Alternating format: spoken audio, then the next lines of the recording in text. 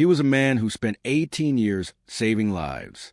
But at 4 a.m. on a Tuesday, firefighter Andrew Jimenez walked into a police station with a request that would reveal he had done the exact opposite.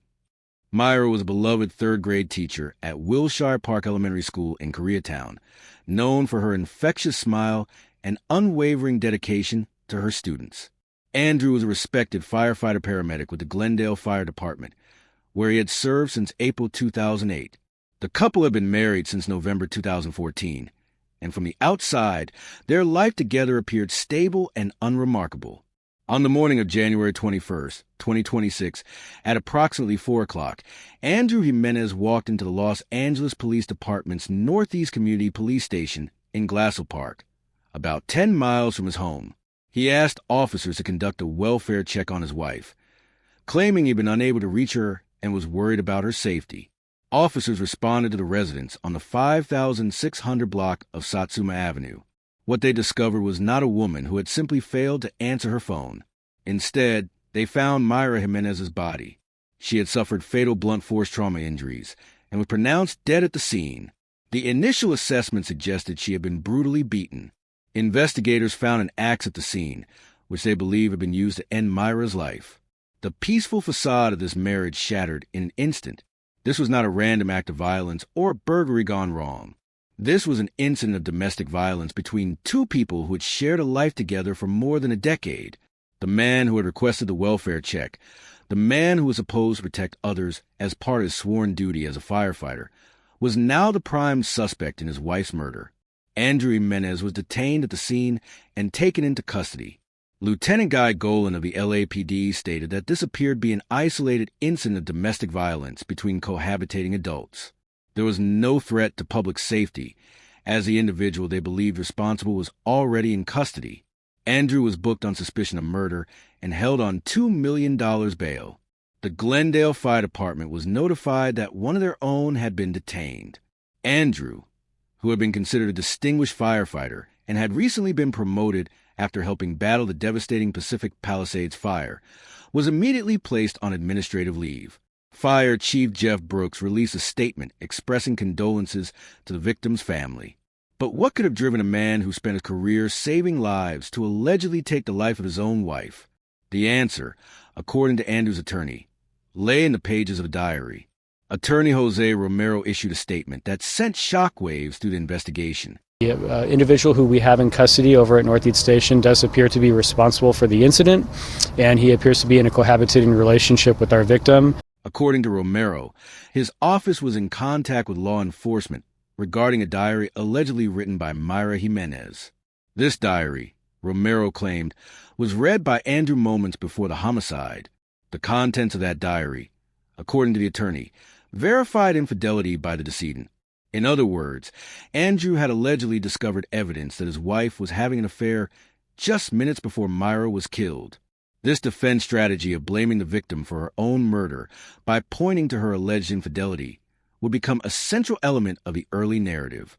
However, no amount of betrayal or emotional pain could justify or excuse what had happened. At Wilshire Park Elementary School, where Mayra had taught for years, the news hit like a physical blow. The Los Angeles Unified School District confirmed that Mayra was a third-grade teacher at the school and sent a message to parents describing her as a beloved teacher, colleague, and friend. Students who had been in Mayra's classroom were struggling to comprehend that their teacher would never return. With us. Sad and angry.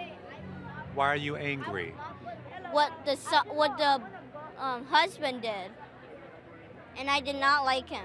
I feel super bad because I've seen her every day, and now I can't see her anymore. She made sure my daughter wouldn't give up. When she was sad, she would make sure she was actually happy. She didn't deserve it at all. She was a very sweet person and very much an inspirational figure to me and to this whole community. All of them forced to say goodbye. She was my favorite teacher, and I'll always remember her. Thank you for everything. Parents who had entrusted their children to her care were devastated. One parent, Karen Chacon, shared that Mayra had gone above and beyond for her daughter during a serious health crisis, creating a custom learning plan so the child could continue school from home. She didn't have to do that, but she wanted to because that was who she was. She fought fiercely for her students. She changed lives. Mayra's impact extended far beyond the classroom. She was an ordained non-denominational minister who officiated weddings, creating ceremonies that honored love, individuality, and personal stories. She was a union representative with United Teachers Los Angeles, fighting for better conditions for her fellow educators. She was also a passionate Los Angeles Dodgers fan. Friends and colleagues struggled to reconcile the image of the woman they knew with the violent circumstances of her death. A member of the teachers' union who had attended Mayra and Andrew's wedding told reporters that he had never seen any signs of conflict between the couple. Neighbors expressed shock, saying they never noticed anything unusual or alarming. On Friday, January 23rd, just 2 days after Mayra's death, a candlelight vigil was held at Wilshire Park Elementary School. The crowd was so large it overflowed into the street, where mourners laid down flowers and prayer candles to create a memorial for the slain teacher. 9-year-old Benjamin Michael, who was a student in Mayra's current third-grade class, spoke through his grief. "I didn't even want to come to school because I wanted to see my teacher, but I already knew that she was in my heart." 9-year-old Zoe Archila-Kellum, when asked how she felt when she heard the news, replied simply, "Sad and angry." Another student asked a heartbreaking question: "How am I going to do anything without her?" Cecily Mayart Cruz, president of United Teachers Los Angeles, spoke about Mayra's legacy. Mayra was an activist, an advocate, a leader, a friend, and most of all, a beloved teacher. Her love for her students was paramount, and she worked hard, stayed late, and always led by example. Sarah McNeil, a close friend, emphasized that Mayra was the teacher that stayed at recess to give students extra support, called her teaching partner to book ideas for lesson plans over the weekend, and went shop to shop to find just the right supplies to make her classroom exciting and engaging. On Friday, January 23rd, the Los Angeles County District Attorney's Office formally charged Andrew Jimenez with 1 count of murder. The charge included a sentencing enhancement for the use of a deadly weapon. If convicted as charged, Andrew faced 26 years to life in state prison. Andrew appeared in court on Friday afternoon, but his arraignment was postponed until February 19th. He was ordered to remain jailed without bail. His attorney, Jose Romero, subsequently withdrew from the case, leaving Andrew in need of new legal representation. Los Angeles County District Attorney Nathan Hochman called the domestic violence death of Mayra Jimenez a devastating reminder of the persistent scourge of intimate partner violence in our communities. He emphasized that no one, including those sworn to protect others, is above the law, and promised that his office would hold the defendant accountable. Hochman also urged anyone experiencing or witnessing domestic abuse to contact the Los Angeles County Domestic Violence Hotline at 800-978-3600, recognizing that Mayra's death was part of a larger pattern of intimate partner violence that claims lives with heartbreaking regularity. The case raised troubling questions about how such violence can remain hidden until it erupts into tragedy. Were there warning signs that were missed? Had Mayra ever sought help or confided in anyone? Were there previous incidents that never came to official attention? The fact that Andrew had been the one to request a welfare check added complexity to the case. Why would he ask police to go to his home if he had just killed his wife? He may have been attempting to establish an alibi, experiencing remorse, wanting to control the narrative, or simply not knowing what else to do.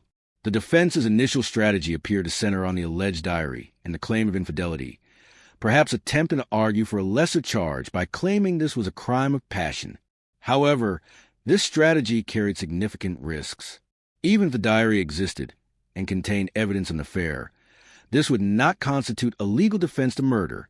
Betrayal, no matter how painful, does not give someone the right to take another person's life.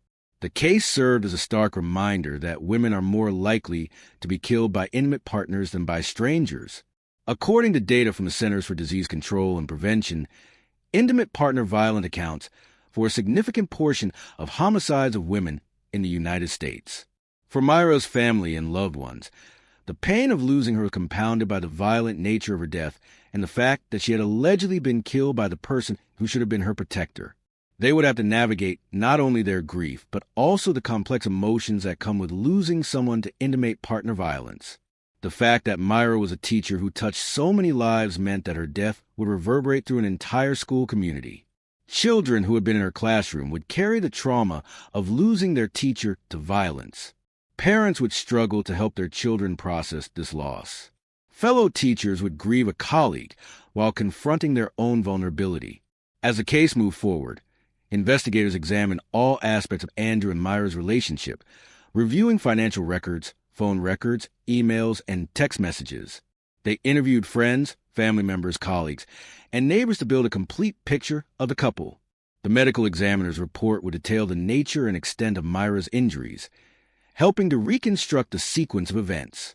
The case remains ongoing as of late January 2026, with Andrew's formal arraignment scheduled for mid-February. The criminal justice process will continue to unfold over the coming months. But for those who loved Mayra Jimenez, the legal proceedings, while important for achieving justice, cannot bring her back. Mayra Jimenez's story ended in tragedy on January 21st, 2026, but her legacy lives on the countless students she taught, the colleagues she inspired, the friends she supported, and the couples she joined in marriage. She spent her life making the world a better place, one student, one act of kindness, one gesture of support at a time. This case serves as a sobering reminder of the importance of taking domestic violence seriously, of providing resources and support for those in abusive relationships, and of believing victims when they express fear or concern. It reminds us that intimate partner violence can affect anyone in any relationship at any time. The students at Wilshire Park Elementary School will go on with their education, but they will do so without their beloved Miss Mayra. They will remember her smile, her dedication, her patience, her love for teaching. They will remember how she made them feel valued and supported. And in remembering her, they will keep her spirit alive. In the quiet moments, in the empty third-grade classroom that was once filled with Mayra's energy and enthusiasm, in the hearts of children who will never forget their teacher, Mayra Jimenez lives on, not as a victim of violence, though that was the tragic end of her story, but as a dedicated educator, advocate, and friend that she was throughout her life. That is how she deserves to be remembered. That is her true legacy.